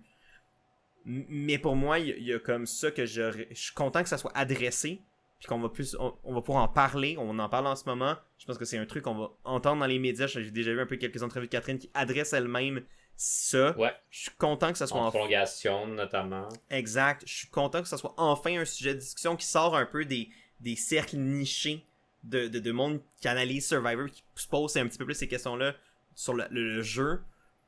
Puis que ça devienne peut-être une discussion grand public par rapport à comment on perçoit les jeux des gens à Survivor et qui va faire évoluer Survivor dans la bonne direction et permettre à tout le monde d'avoir le droit de jouer comme tout le monde. Mm-hmm. Surtout dans ce conseil-là où on a parlé beaucoup d'équité puis de qu'est-ce qui était équitable par rapport à rentrer dans la game avec l'expérience de 17 jours, des choses comme ça, ou toutes les étiquettes qu'ils ont autour. Fait que je trouvais ça particulier de avoir l'envers de la médaille du côté du jury, mais qui reproche quelque chose que eux aussi ont un peu un billet dessus, genre. Fait que j'étais comme vraiment surpris que ça s'est rendu là, puis j'étais comme, ok, ben, clairement, il y a des personnes blessées, puis Mhm. c'est juste une réponse émotionnelle, puis je comprends ça, puis comme 100%. Ouais, 100%. je suis pas fâché contre Rémi ou Caroline ou Maria dans le contexte du conseil de tribu, là, on y viendra. Là. Mais leurs trois questions, spoiler, c'est sûr que j'ai préféré le moins. Puis leur réaction par rapport à tout ça également. Mais comme c'est ça. Je trouve que d'un côté, cette saison-ci, ça a été ça beaucoup. C'est je reproche aux autres ce que je veux pas qu'ils me fassent, mais moi, je peux me permettre de le faire un petit peu ici et là. Puis c'est ce que Catherine s'est fait reprocher toute sa saison. Puis, veux pas, je lui ai reproché un peu moi aussi, parce que pendant un bout, ben, je votais pour les gens qui étaient plus dans le bottom, parce que naturellement, tu veux voter pour la personne qui a le moins de chance, puis avoir la grande histoire. Puis fait que c'est vraiment la complexité du jeu que, même, ces personnes-là ont été blessées par Catherine, puis elle le reconnaît, puis elle est comme, dans ce moment-ci, la seule chose que je peux faire, c'est leur donner les réponses qu'ils veulent entendre, mettre un bombe sur leur plaie, puis ça sort un peu du cadre du jeu, fait qu'on y reviendra après. Mhm. Fait que cette question-là, ça l'a juste ouvert une immense question par rapport à leur relation, par rapport à ce qu'ils ont vécu dans le jeu. Après ça, de notre côté, la seule chose qu'on peut analyser, c'est vraiment euh, les stéréotypes qu'on se fait coller à nous de hey, si moi je vais jouer, je suis un grand maigrichon, ils vont dire que je suis pas fort, ils vont dire que peu importe, puis je m'y attends déjà, tu sais, tout le monde s'y va un peu avec cette perception-là, Ben oui. puis c'est un peu ironique puisque ça revient à Catherine, que elle, sa propre perception à elle, c'est pas nécessairement d'être la mère de tout le monde sur l'île, mais elle a avoué avoir un manque de confiance en elle avec la scène du miroir et tout. Fait que là, elle arrivait avec cette étiquette-là, puis qu'elle s'en fait donner un autre, puis des choses comme ça, ça vient jouer sur ce que t'es comme, hey, c'est plus du jeu, là, tout ça, là. Mhm. Comme, je veux me sortir de ça, mais a resté quand même forte à répondre du mieux qu'elle pouvait. Puis passons au prochain. Là. Je pense que Rémi a pas nécessairement eu la réponse qu'il attendait. Mais Mhm. ça c'est comme il a fait comme bah, ça va être ça pour l'instant. Ouais, puis tu sais, je pense que Catherine a répondu le mieux qu'elle pouvait dans le contexte où, tu sais, elle va pas. Si dans son cœur à elle, puis je la crois, elle a pas joué avec ces intentions-là, elle va pas dire oui, je vous ai manipulé, haha, genre. Fait que, Mhm. c'est sûr qu'elle est pas. Moi, je pense que c'était une question qui était vouée à ne pas avoir la réponse qu'il souhaitait. Ouais. Parce que cette question-là était biaisée vers une réponse à la base. Mhm. Si on passe à la prochaine question pour pas s'éterniser quand même, Ouais. c'est la prochaine question c'était celle d'Alex qui, je pense, sauf erreur de ma part, demandait quel a été comme un move individuel qui a été fait par les joueurs. Mhm. Je pense que c'était peut-être même juste dirigé à Isabelle, mais peut-être que je me trompe. Euh, Non, mais ça me semble que c'était juste voir Isabelle. ouais, Pour essayer de comprendre, j'imagine, la différence entre les deux. Parce que Catherine, pour l'instant, a parlé de son côté stratégique. Isabelle, un peu moins. Fait que ça se justifie au niveau de hey, ben, dis-nous qu'est-ce que tu as fait aussi de ton bord. On veut savoir. Puis je pense que c'est vraiment plus vers ce moment-là que j'ai senti qu'Isabelle manquait un peu de chair autour de son os au niveau de sa game stratégique. T'sais. ouais. Sans vouloir y enlever les barrières qu'elle a traversées, là, mais qu'elle n'avait pas autant de moves propres lui appartenant. T'sais. Ça a tout le temps été des moves ensemble et tout. Puis ça c'est viable jusqu'à un certain point, mais au niveau de te vendre et dire je suis la meilleure joueuse de cette saison, je vous ai tout outplay, outwit, outlast jusqu'ici, ben ça commençait à tourner un peu en rond les arguments, malheureusement pour elle. Ouais, puis je pense que c'est le défaut pour elle d'être contre Catherine. Parce que contre Jean-Marie, Ouais, elle pouvait claimer les moves de l'Alliance comme étant les siens comparés à ceux de Jean-Marie. exact. Tandis que là, aux côtés de Catherine, qui, elle, sa game stratégique était non seulement plus visible, mais aussi plus ressentie par le jury, ben là, elle avait cet argument-là de la côté stratégique. Elle pouvait pas vraiment vendre ça une tonne contre Catherine, ce qu'elle aurait peut-être vraiment pu faire plus contre Jean-Marie. Puis c'est là où tu sais, quand je faisais un petit peu allusion à ça au début, quand on parlait de sa décision de prendre un versus l'autre, où j'ai l'impression que oui, Jean-Marie était l'option de si vous aimez pas le trio, votez pour moi. Mais en même temps, c'était comme si vous êtes capable de respecter le jeu dominant du trio, ou du quatuor là, quand Simon était là, ben votez pour moi que là, Isabelle pouvait être la seule représentante de si elle était contre Jean-Marie. Avec moins je pense moins de clash que Catherine elle en recevait, parce que je pense que la game d'Isabelle comme telle a moins brûlé aussi. Mais elle a probablement moins brûlé parce qu'elle était moins poussée stratégiquement. Ouais.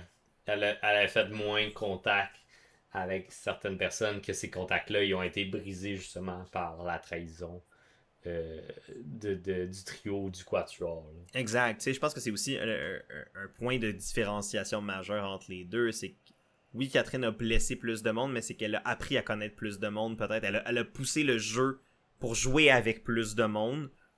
Ce que Isabelle elle s'ouvrait des portes. Oui, puis ce que Isabelle a pas fait, puis dans un contexte où finalement le trio s'est maintenu super loin, ben c'est sûr que ça a l'air d'être plus Catherine qui trahit, parce qu'elle s'est ouvert des portes qu'elle a dû refermer quand l'option principale était son trio. Mais ça témoigne aussi, je pense, du fait que Isabelle, son seul plan et sa seule issue vers la fin était en jouant le jeu de ce trio-là. Mais si le trio venait à être brisé plus tôt, quelles auraient été les avenues pour sa game? Puis peut-être qu'il y en aurait eu. Mais elle s'était pas créé les ouvertures, ou elle semblait pas s'être créée autant que Catherine l'a fait. Fait que oui, elle a fait moins de blessures aux autres sur le jury, mais c'est aussi parce qu'elle a pas autant appris à jouer avec eux. Ou pris le temps de jouer avec eux plutôt. Ensuite, on avait la question de Maria, si je me trompe pas, qui était qui était de dire quel membre du jury allait voter pour qui et pourquoi. Question qu'on a déjà vue dans l'histoire de Survivor, que à chaque fois, je trouve, j'aime pas vraiment cette question-là, parce que, man, c'est, je sais pas, il y a de quoi qui me gosse au niveau de ton, genre, il y a de quoi par rapport à l'ego de comme, ah, tu penses que je vais voter pour qui?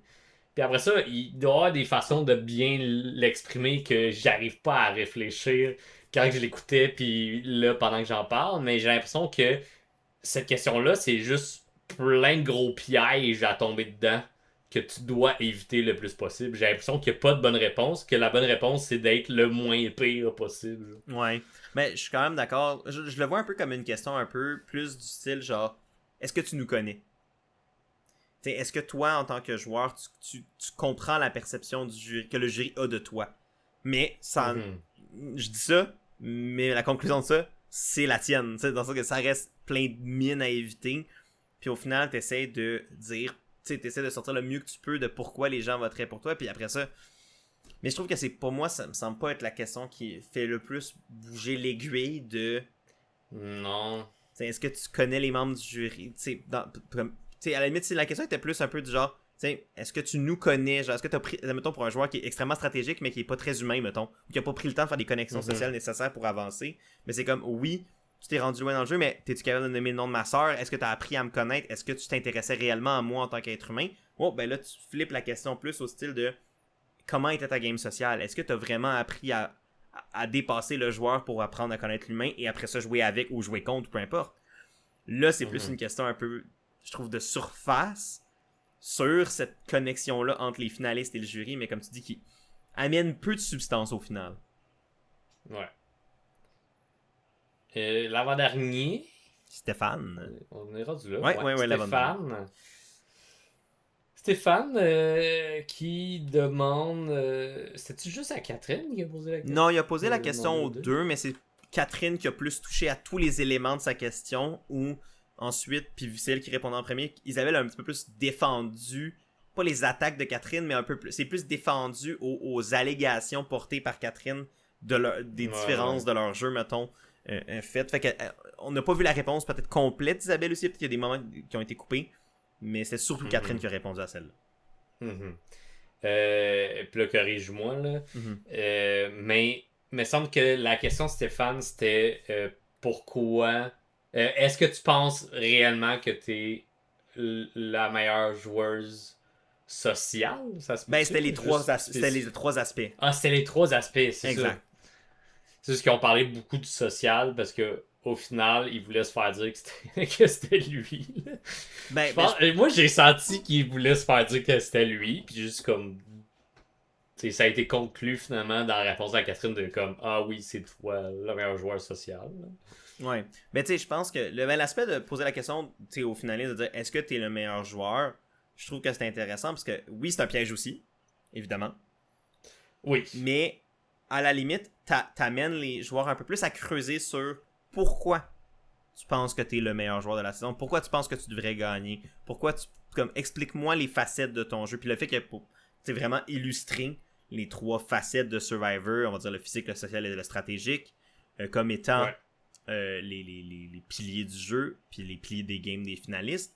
Ce qui a amené Catherine à élaborer, là, c'est comme sur ces trois piliers-là, socialement, mais elle a créé des relations avec tout le monde, qui, oui, après ça, a peut-être blessé des gens, mais elle a quand même eu des relations avec chacun, ou presque des membres du jury. Je pense à Kate qui a eu juste une journée, mais c'était plus un concours de circonstances, ils n'ont jamais été dans une tribu pré-fusion ensemble, puis c'était la première éliminée de la fusion. Fait que ça, un moment donné, fair enough, mais comme elle a quand même pris le temps, puis elle a développé des relations puissantes avec les joueurs avec qui elle s'est rendue loin, notamment son trio, Jean-Marie, etc.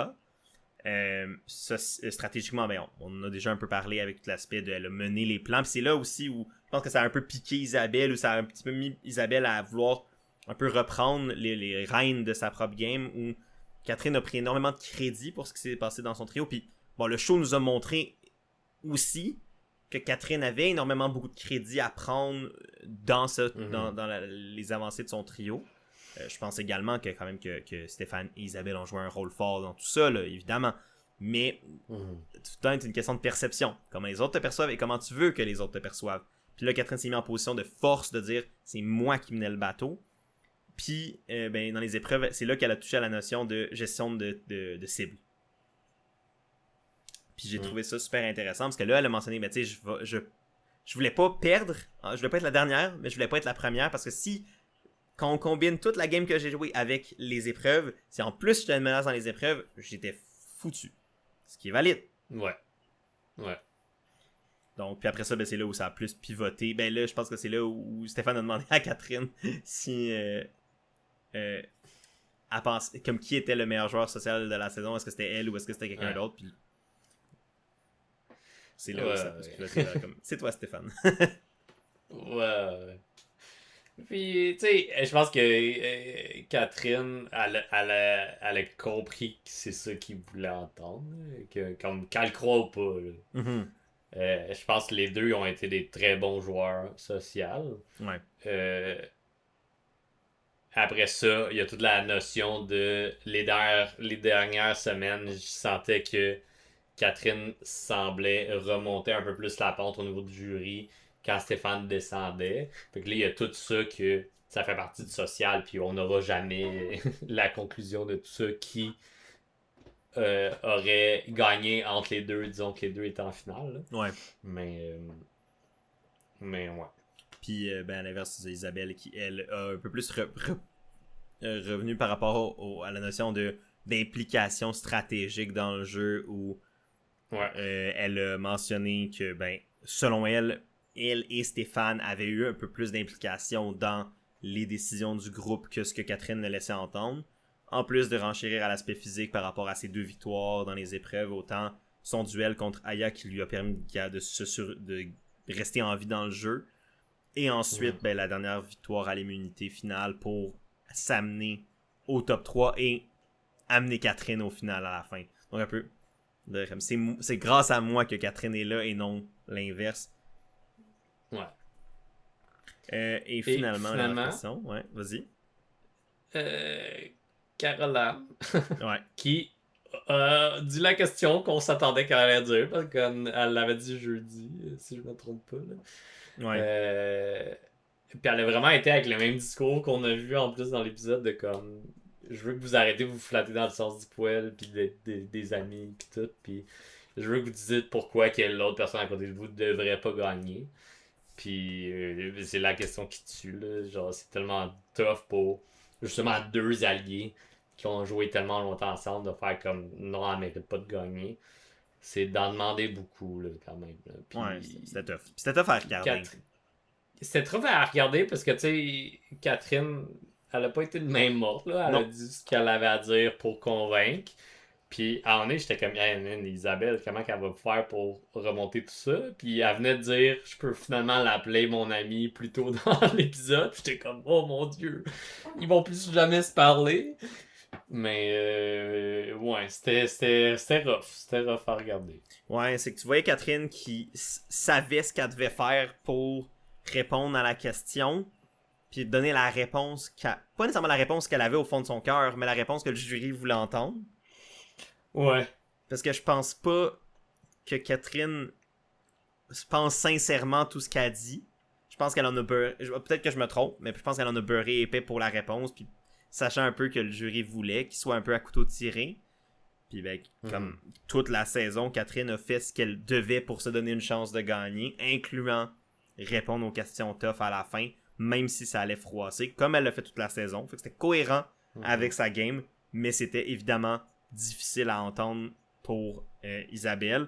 Puis on l'a senti à un moment donné, il y a quelque chose, on dirait que c'est cassé dans Isabelle, puis ça m'a fendu le cœur pour elle, pour leur amitié. Puis je trouvais ça un peu tough.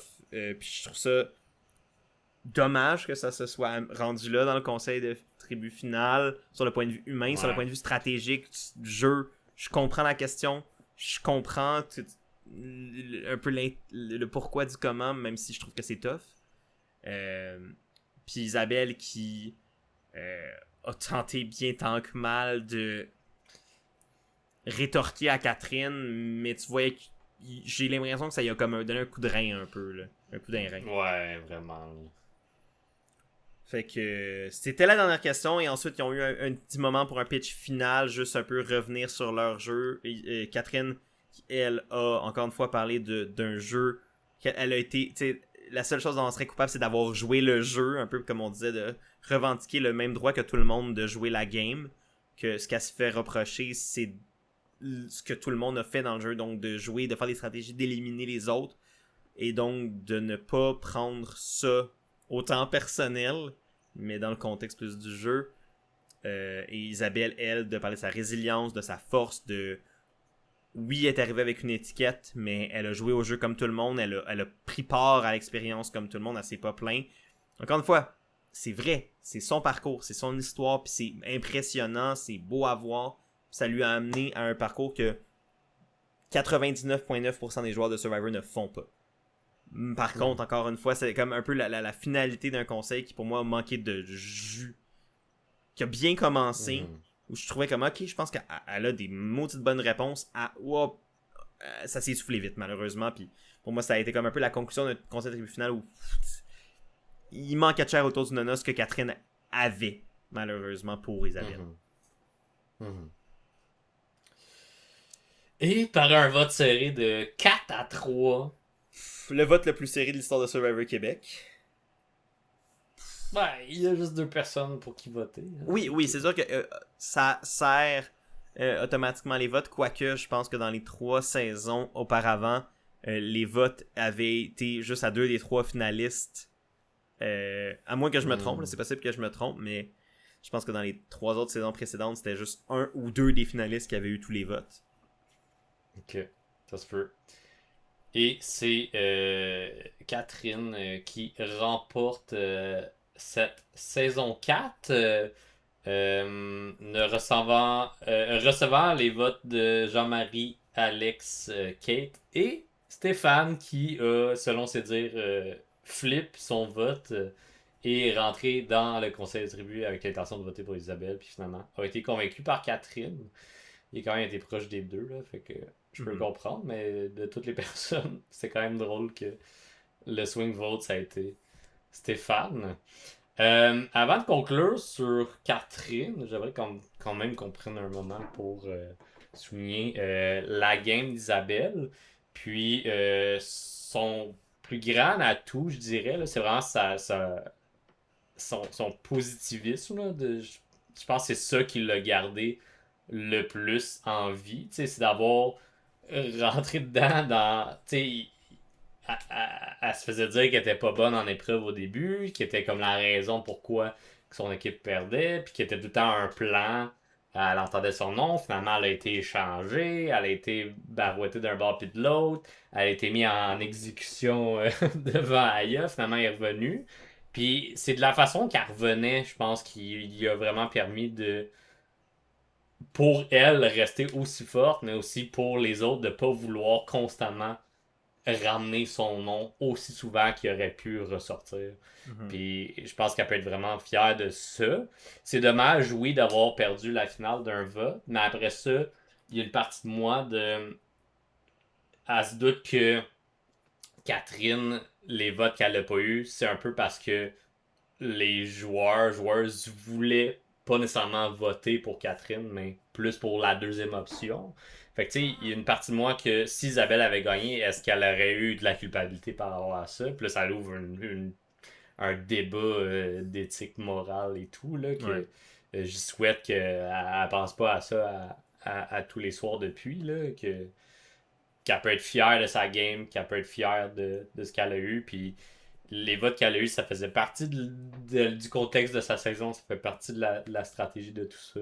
Fait que qu'elle peut juste partir la tête haute avec son immense chapeau de début de saison qu'on a vu disparaître. On l'a moins vu en fin de saison. Ouais. Non, tu sais, pour moi, je pense que ce que je retiens beaucoup d'Isabelle, autre évidemment sa résilience, comme tu as dit, son positivisme, puis sa force intérieure, qui lui a permis de surmonter un parcours, ma foi, difficile niveau personnel. Euh, il y a tout un aspect. Tu sais, pour moi, ça m'a démontré à quel point je pense que c'est une bonne personne. Je pense qu'il y en a des spectateurs, peut-être même des joueurs qui venaient avec un certain, pas une appréhension, mais des préconçus par rapport à Isabelle, par rapport à elle, de ce qu'on voit dans dans l'autre émission à la café, le V-Drive, je pense que c'était le nom. Comme, on peut voir à quel point Ouais. c'est pas non plus mon monde à moi non plus. Puis, On va l'analyser la prochaine saison. pas sûr. Euh, mais, tu sais, un peu les préconceptions qu'on avait, moi, je la connaissais. Moi, sincèrement, je la connaissais pas Moi avant non plus. de savoir. Tu sais, comme je connaissais Luc Poirier, mais je savais pas. Tu sais, je me doutais qu'il y avait une conjointe, quelque chose, mais le V-Drive, je n'avais pas écouté ça. C'est pas quelque chose qui était sur mon radar. Fait que moi, je suis vraiment parti un peu frais par rapport à Isabelle. Je ne la connais pas. C'est une joueuse comme une autre qui a juste bien du cash dans la vie. Mais moi, ce que les 40 jours de son parcours à Survivor m'ont appris, c'est que c'est une fichtre de belle personne qui semble avoir le cœur à la bonne place, les valeurs à la bonne place en termes d'être humain, qui a une force intérieure que je pourrais juste rêver d'avoir par rapport à ma propre image de moi, par rapport à ce que je suis capable d'accomplir. Puis si il y a quelque chose à tirer du parcours d'Isabelle à Survivor, c'est qu'on est tous beaucoup plus forts que je pense qu'on le croit, que ça peut nous amener à se rendre beaucoup plus loin qu'on peut même s'imaginer, et que si on est capable et qu'on ose se faire confiance, se donner la petite tape sur le dos et repousser nos limites, on peut accomplir de grandes choses, même dans un contexte où on n'a peut-être pas l'impression de mériter d'être là, où on n'a peut-être pas notre place par défaut. En plus, évidemment, de tout ce qu'elle a accompli pendant la saison. Fait que j'y lève mon plus petit chapeau qu'elle, que je porte en ce moment, qui est une casquette, sur son parcours. Puis j'ai apprécié faire sa connaissance à la finale dimanche et j'ai hâte d'apprendre à plus la connaître, Isabelle l'humaine que Isabelle la joueuse, parce que je pense que c'est une très belle personne de ce que j'ai pu moi aussi voir en personne. Et je lui souhaite quand même un beau retour à la maison et un beau après Survivor par rapport à tout ça. Et évidemment là, ça nous amène à parler de Catherine, la grande gagnante de la saison. Man, quelle finalité à cette saison-là. Martin, man, il l'avait calé. Ben, je veux pas. Ça fait partie de la menace qu'elle était. Puis elle a relevé le défi. Puis elle a eu une excellente game tout au long. très dominante, très en contrôle. Tellement en contrôle qu'à un moment donné, ça m'a tapé ses nerfs de comme, hey, tu veux trop être en contrôle? Mais finalement, ça y a pas autant revenu dessus que j'aurais pu croire. Euh, c'est sûr que moi j'avais beaucoup d'informations là, comparé à tout le monde. Mais veux pas, si le monde se parle un peu plus, il aurait peut-être catché que Catherine était énormément en contrôle là, de beaucoup de conversations, beaucoup de décisions. Fait que props à elle, bien mérité. Je pense pas qu'elle vole la place à qui que ce soit malgré ses 17 jours précédents. Elle a juste été la première joueuse à revenir dans le jeu. Il va en avoir des saisons avec des returning players. Ça se peut que ce soit des saisons entièrement d'anciens joueurs. Ça se peut que ce soit la moitié, une petite poignée, peu importe. Tous ces gens-là ont le droit de revenir. Si la production y ont donné le feu vert, c'est que ils ont jugé que ça faisait du sens pour la saison. Ça faisait du sens au niveau moral du jeu. Puis ça fait du sens pour moi. Fait que je pense pas qu'elle a à se sentir mal d'avoir eu 57 jours au total de jeu. Ouais. Ah, man, je suis tellement content pour elle. C'est stupide à quel point je suis content pour elle. Tu sais, je pense que autant toi que les spectateurs, les auditeurs, vous me connaissez là, depuis longtemps. Vous connaissez, je pense, ma vision qui essaye d'être le plus neutre possible. Puis j'ai trouvé extrêmement difficile cette saison d'essayer de me détacher de la relation personnelle que j'avais avec Catherine avant son retour dans cette saison-là pour analyser le jeu puis pour donner une chance égale aux coureurs de tout le monde. Tu sais, elle était pas dans mon top 3 parce que autant que je savais que c'était une bonne joueuse de Survivor, autant j'étais comme, il n'y a aucune chance qu'elle se rende là, elle a tellement d'embûches. Puis de voir son parcours, de voir tout ça, j'étais souvent confronté à... Je suis tellement content pour elle, puis je la vois jouer une game que je trouve franchement impressionnante, mais en même temps, je me dis c'est trop beau pour être vrai, puis les autres joueurs sont tout autant méritants, puis il y avait des très bonnes games qui se jouaient dans cette saison-ci, là, aux côtés de Catherine, mais je pense que Catherine a vraiment amené le jeu cette saison-ci à un autre niveau, puis c'est pas juste que, oui, elle était en contrôle, mais c'est qu'elle était en contrôle sans que ça lui retombe sur la pomme. T'en as fait mention, mais moi, c'est ça, en fait, la clé de son jeu, c'est que elle a eu un voting record parfait, 14 votes sur 14, donc elle a tout le temps été au courant de qui partait le soir où elle partait. Elle a souvent mené le plan pour cette personne-là, soit le mener, soit eu un rôle important dans confirmer le plan puis s'assurer que les noms soient du bon bord. Et n'a quasiment jamais eu une cible sur son dos suite à ça. Elle en a eu des fois, elle a blessé du monde, c'était pas une game parfaite.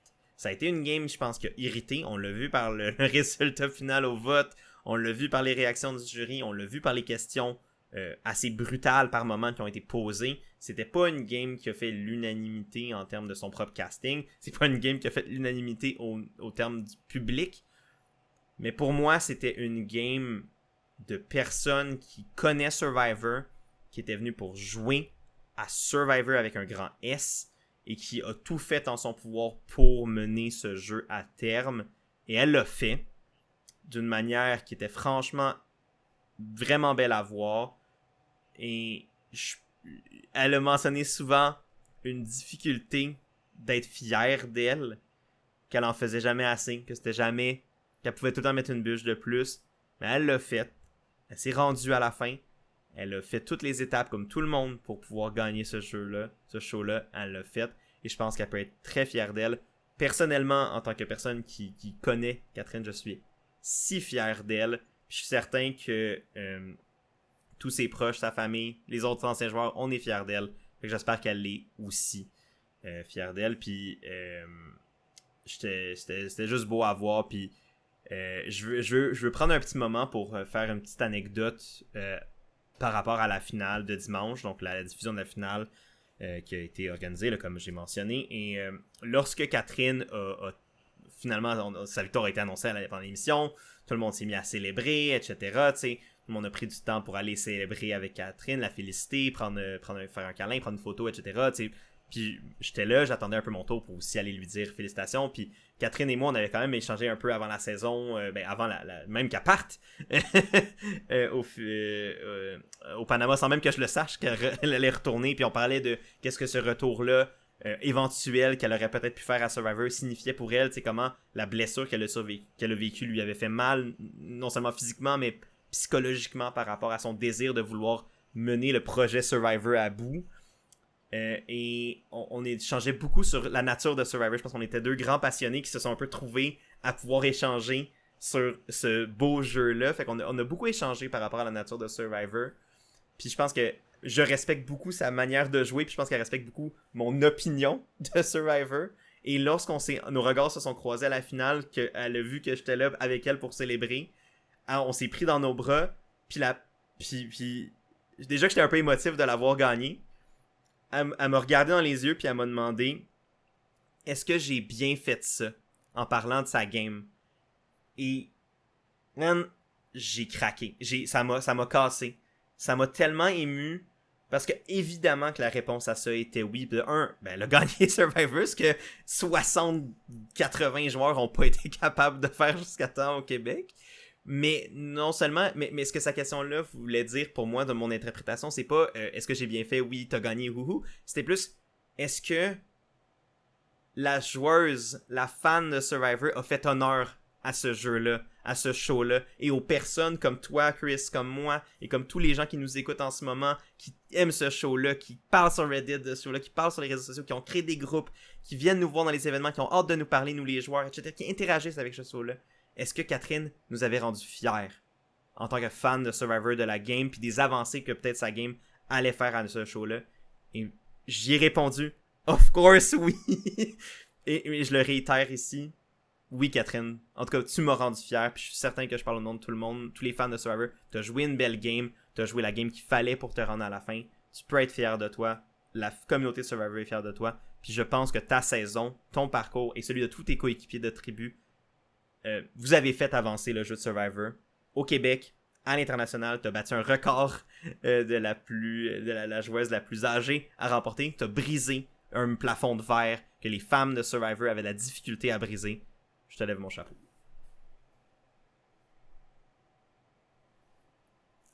Excuse. On peut pas avoir des meilleurs mots de la fin pour conclure cette saison.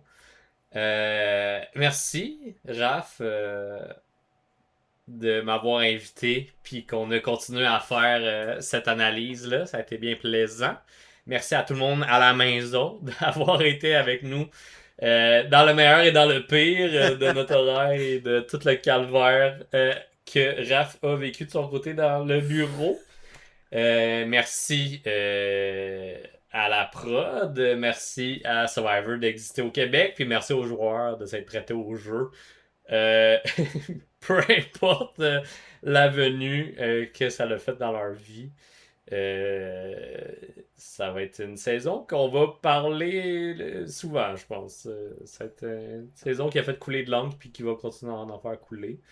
Pour le meilleur et pour le pire, veux pas. Mm-hmm. Donc, ouais. Si vous avez aimé nous suivre, droppez un like, mettez un commentaire. Si vous avez des opinions différentes, allez-y. Hein? Et si vous voulez embarquer dans les hypothétiques de si Jean-Marie se rendait à la fin, combien de votes il y aurait eu, de qui et pourquoi, la fameuse question de, de Maria. Donc, allez-y à fond.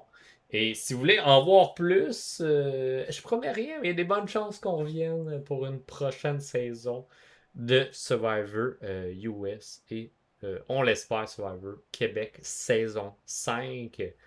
Pour l'instant, j'ai pas vu de nouvelles, mais on l'espère fortement.